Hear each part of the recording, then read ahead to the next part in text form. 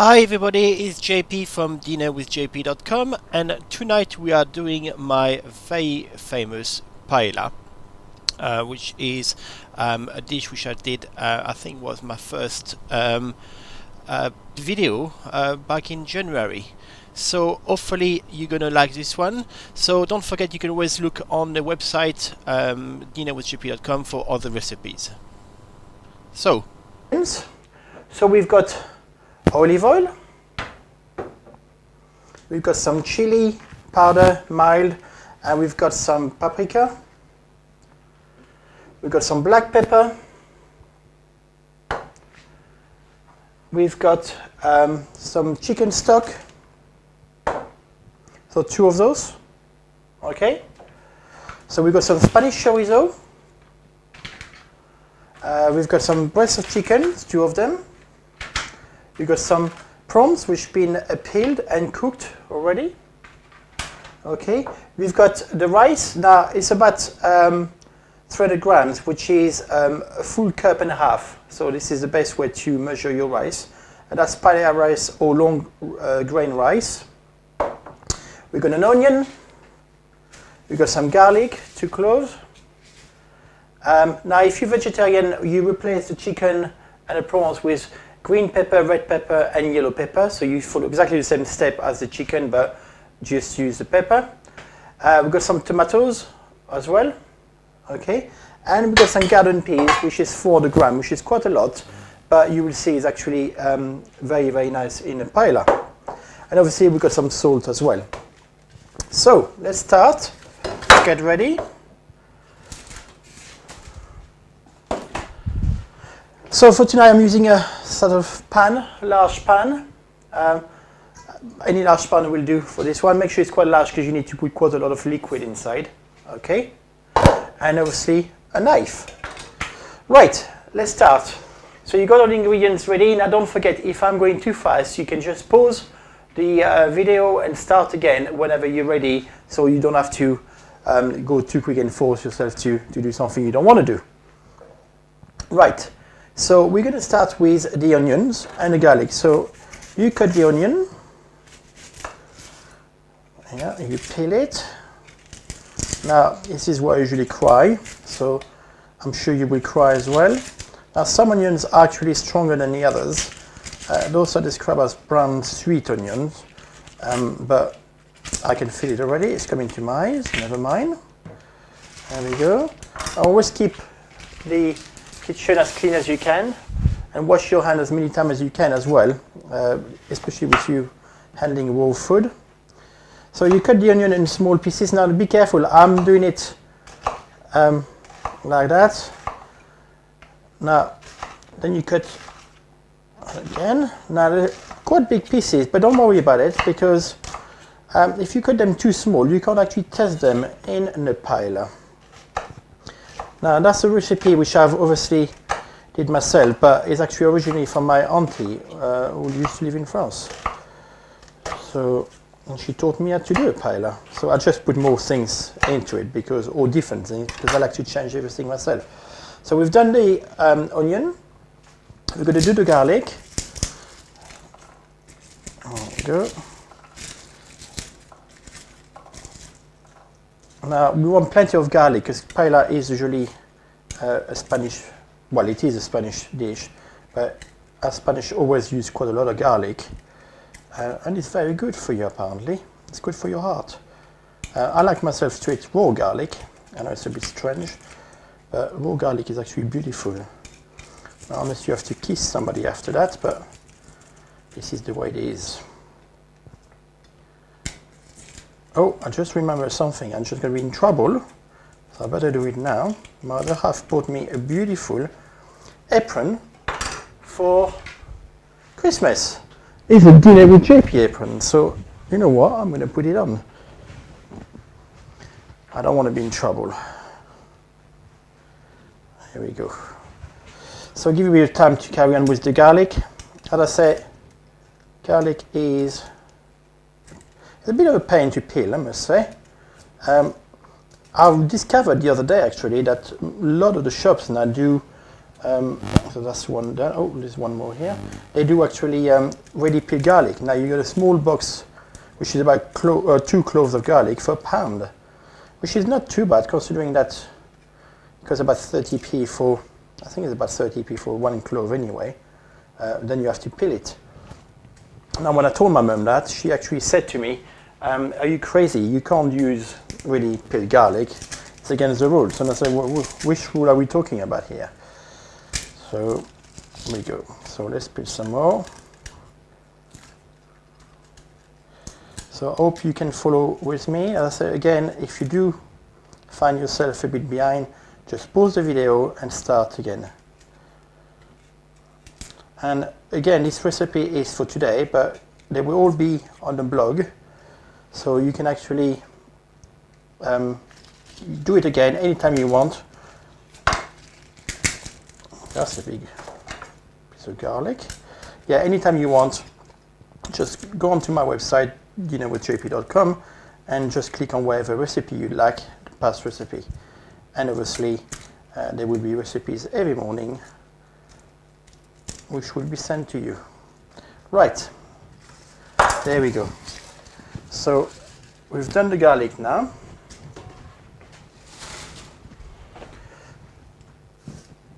Clear the area. And something quite nice as well is when you cook, like I do, is to clear everything all the time as you go, so you don't end up with a pile of dishwashing to do at the end of the evening. So you can actually enjoy your meal without having to worry about it. So what you do now, you cut the garlic in small pieces, like that. Now don't worry about the size. Again, if they're too small, you can't taste them. So we want it quite chunky. Now, not too big, because then you're going to have a lovely surprise as you eat the garlic. Now, it will be cooked, obviously, but you still get a little surprise when you do so. There you go. So, last bit. I actually love garlic. Not because I'm French, obviously. I don't have my beret today or my baguette. So we've got the onions and the garlic. So what we're going to do now is actually cook the onions and the garlic. So at that point, you take your pan and your olive oil. Okay, you put it on the stove. Now I always put it on full to begin with because it gives you a nice heat to start with. So a bit of olive oil just to cover the bottom of the pan. That's it.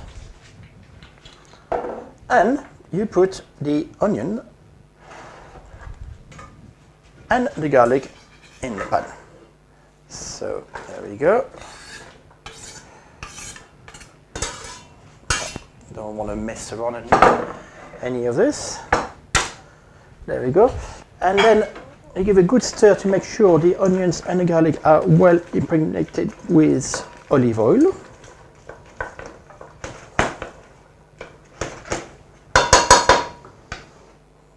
There you go. Right, so now we've done the onions. And the next thing we need to do is actually cut the chicken. Now when you cut the chicken again, because it's raw meat, make sure you clean your board afterwards, because I know someone not long ago in Oxford actually cooked chicken for 4 people and got food poisoning out of it. So you take the piece of chicken, okay, and you cut it in small portions. Now again, a lot of the dishes I'm doing, I'm going to use sort of what I call real product, but they obviously are real. But you can actually find chicken which is already diced in advance. So don't worry, if you want to do that, it's not a problem at all. Only specified in the recipe. Right, they give a good stir, you see, it's nicely, oh, lovely smell already. Nothing better than the smell of onions. Now at that point, always put a little bit of black pepper, because the black pepper actually cooks as well, and it should sort of make the taste a bit stronger. And a little bit of salt. Now you can see, just a little bit of salt, not too much. There you go. Give a good stir. So let's carry on with chicken. So small pieces, you see. like little dice. Don't worry again, they're not exactly the same. And I repeat, if I'm going too fast for you, just pause the video, carry on, and start again when you're ready. So we've got a chicken, which we're going to put in the pan now. Okay. Okay, good stir again. Now, just because I handle raw chicken, I'm going to wash my knife and my hands. I'm not obsessed with cleaning my hands all the time, but it's so easy to get food poisoning, especially if you're cooking for other people. If you cook for yourself, well, bad luck. I'm using as well quite a lot of these wipes, which are antibacterial wipes, but they are very, very good to clean your board, like I'm doing now. So, we've done the chicken, we've done the onions. Now you reduce the fire a little bit. When it has to become brown at the bottom of the pan, just reduce the heat. Now if you got gas, actually it goes much quicker, so be careful not to burn the onion. As soon as you see burning, it's easier to take it away than carry on. Okay, so lovely. Now on to the tomatoes. As I say in the States, tomatoes. Every time I see tomatoes, remind me of California, a place which I love going to, because they're so big and juicy and tasty over there. In England it's a bit different because, oh by the way, I always take the tip off like that. It's not very nice to have that bit. We live in a world where we actually do get produce all around the year, which when I was a kid you can only get in seasons, so it's very, very nice, but which means some of the produce you buy now, especially in supermarkets, are not very tasty. And I would love to have a farmer around the corner I can just walk in and just buy everything I need. Now obviously that would be more expensive, we don't want that. I've got some birthday announcement a bit later. People have been emailing me with their birthdays, so that's really good. People are really interested. So another quick stir, make sure. Okay, again, if I'm going too fast, just pause and start again. Now let's put the tomatoes in the pan. There we go.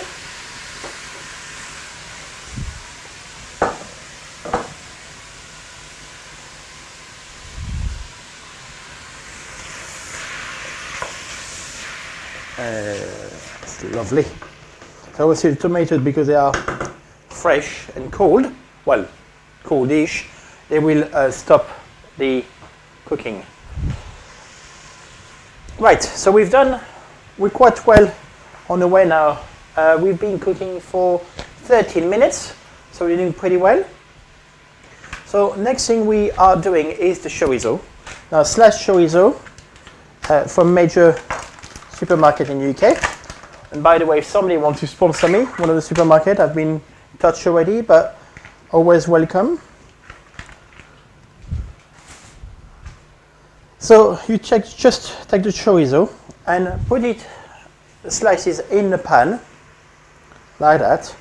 Now, chorizo is actually quite fatty food, so but it's quite lovely in the dish. Okay. And if you like me and you like chorizo, just eat one. Lovely. Okay, it's quite a lot of chorizo here. Right. So we got a chorizo, everything is in there so far. We're going to put the prawns. Now, usually paella has mussels and different seafood in it. I don't like to put, especially the mussels, because most of the mussels you buy in a supermarket or in a shop, they're actually full of sand. So you eat the paella and all you sort of do is lose off your teeth at the same time. So I just use prawns, which are really good. Now, make sure the prawns are always kept in the fridge Not long ago, I opened a box of prawns which I bought at the supermarket. Sure, obviously it was left outside for quite a long time, and it wasn't very, very pleasant at all. Okay, so we've got this. Now we're going to put the petit pois, as I call them, the peas, in the pan. There you go. So you see, it looks really nice already, and it's not even cooked. There you go. Right. So we put now all the ingredients apart from the rice. Now I'm going to put the spices. Now for the spices, I use soup spoons. Okay. Obviously, I'm quite lucky. I've got a nice scale over there, but not everybody's got a scale, and it's quite, I don't really believe in sort of measuring everything to the last bit. So what I'm doing, I'm putting 3 of those spoons of chili. So I'm just going to put it in a spoon. Oh, my chili is a bit wet. Let's open the packet properly.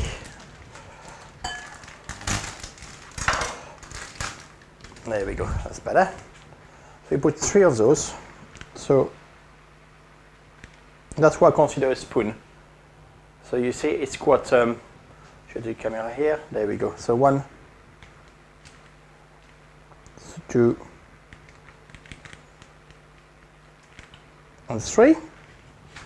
Then you put 1 spoon of paprika, which I just put all over the table. So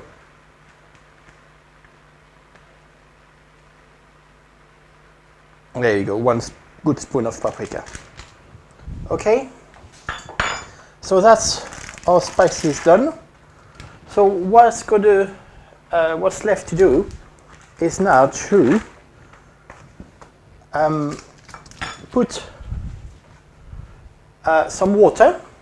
So if you run the hot tap for a little while, it's better to have hot water straight away, so it sort of doesn't take so much energy to boil up again. Good stir. Okay. Oh, that's absolutely wonderful. I hope yours look as good as this one. I'm sure it does. So you just basically, I need to find a cup. I usually put about 5 or 6 cups of water, but it all depends. What you do, make sure is actually you cover the food. So here's 1,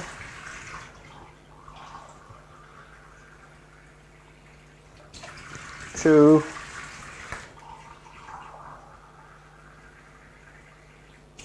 3,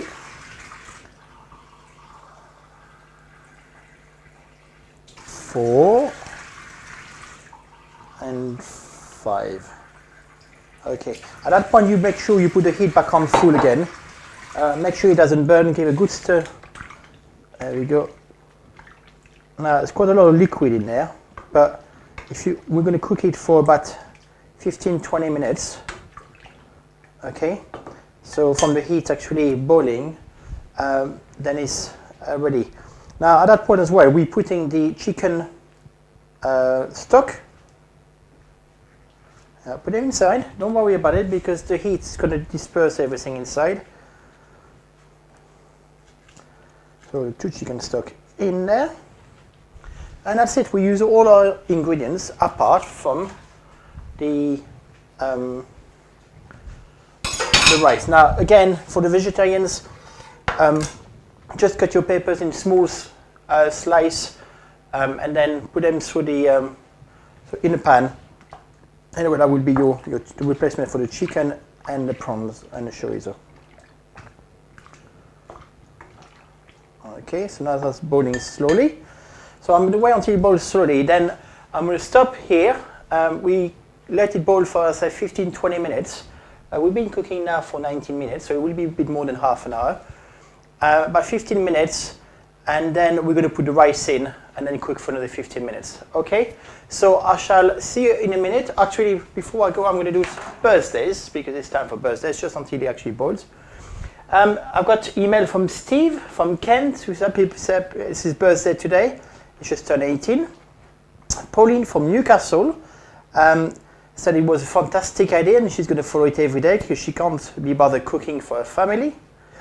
Maureen from Brighton, 50th birthday today, and she'll be cooking the food with us. So, hi Maureen. And lots of other messages saying how great it is. So if you want to leave some comments as well on my website, that would be great. So more blog and more people will talk about it. We've got a lot of people who actually signed up now, so it's really, really good. So I think it's boiling, the food is boiling now. And I shall see you in about 15-20 minutes. Then we can start again. All right, so you pause the video now, put 15 minutes on your watch, go and do something, come back in 15 minutes, it's nicely boiled, then we start again. All right, see you in 15 minutes.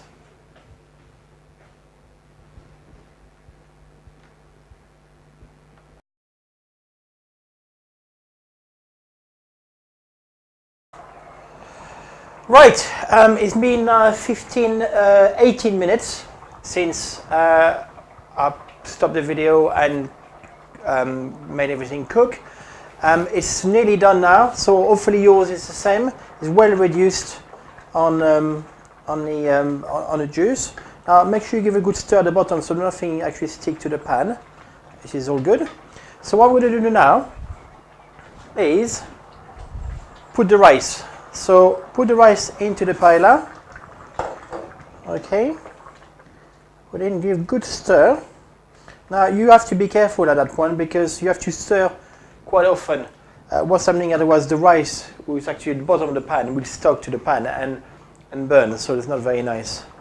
Okay. Now it's going to take another about 15 minutes to cook. This is one of the longest dish we're doing, but I was quite keen on doing this one today, so show you all the principle of how we're doing things here. So make sure you stir properly. Leave it on quite a high heat.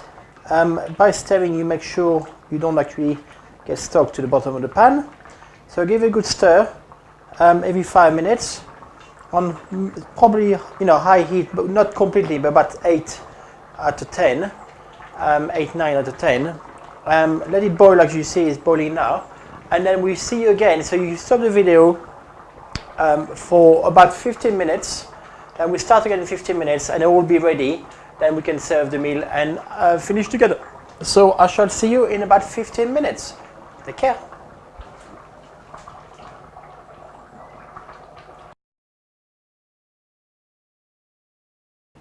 Right, it's been 15 minutes. Since we last talked.